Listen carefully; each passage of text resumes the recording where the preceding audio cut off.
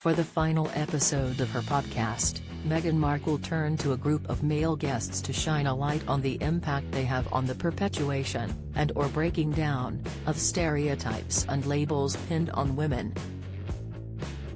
The Duchess of Sussex spoke to comedian Trevor Noah, talk show host and TV producer Andy Cohen, and director, producer, and screenwriter Judd Apatow. Starting with Andy, a reality TV powerhouse and host of the late-night talk show Watch What Happens Live, they delved into the ways in which archetypes are bolstered in the media. Andy also acts as executive producer for The Real Housewives, a highly successful television franchise that follows the personal and professional lives of affluent women in a particular city. Meghan admitted to being a huge fan of the show and confessed to a slightly awkward first meeting with the well-known producer.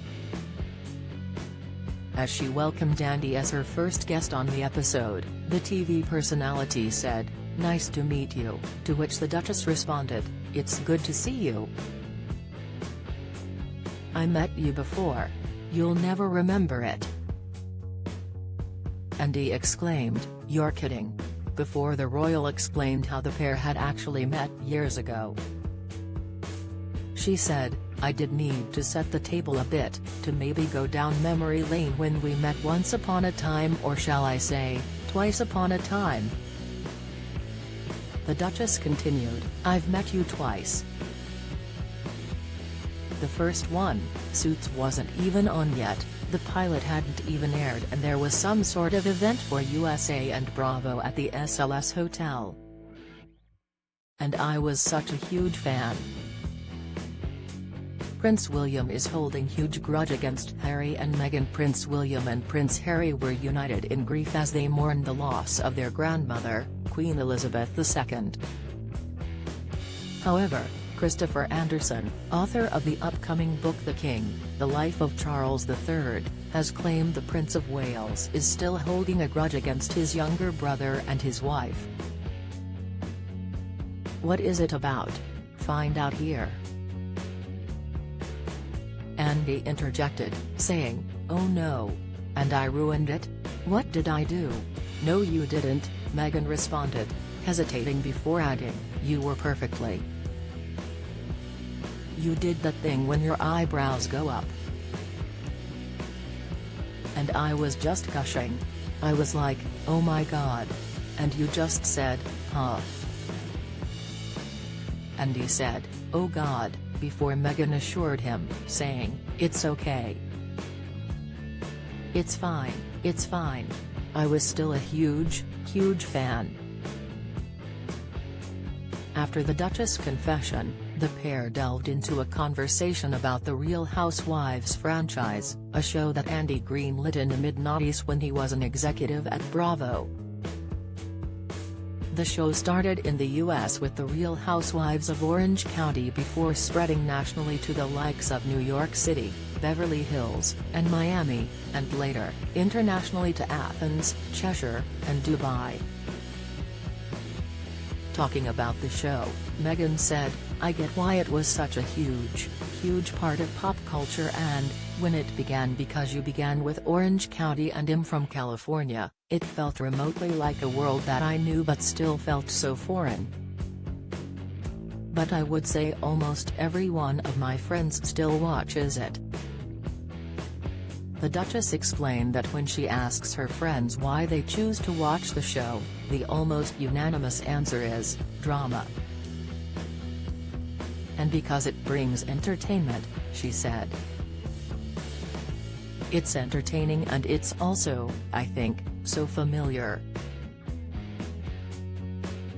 Andy said, "It's a way to kind of judge other people's behaviors in a guilt-free way, without feeling bad about it. It's an excuse to gossip about friends who aren't really our friends."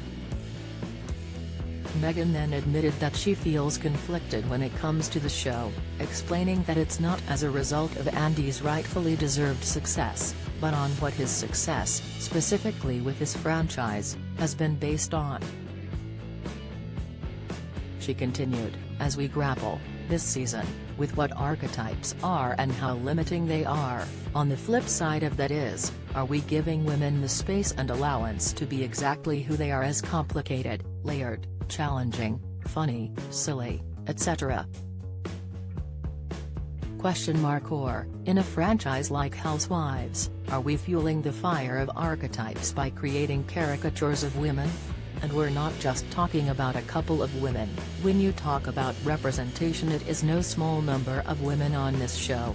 We are talking hundreds, literally over 200 women around the world as part of this franchise. The Real Housewives cast is known for its big personalities and constant personal drama. Andy describes it as a feminist show, but Meghan admits that it's a tough one for her, given the role that the show might play in perpetuating the sorts of labels we've been discussing on archetypes. Andy said, "I think that there's a big conversation to be had about how much they are playing into a caricature, and how much are they living their lives. And I think if you look at these women, they really are themselves." He continued, "We don't cast wallflowers on this show, so they really are as kind of activated and dramatic as you see on the show. And my text messages and my conversations when we're not filming can attest to that." Meghan, who was once the subject of Real Housewives speculation when some hinted that she might be cast on the Beverly Hills franchise, confessed that she stopped watching the show years ago, when her own life became full of drama. The pair joked about setting up a Real Housewives in Montecito, with Andy saying, "You were at Oprah's house, and when Oprah had a luncheon, you had a disagreement about the crudité, and then you were seeing Ellen the next day." Meghan said, "This is my audition for Real Housewives in Montecito," before the producer insisted, "You don't have to audition.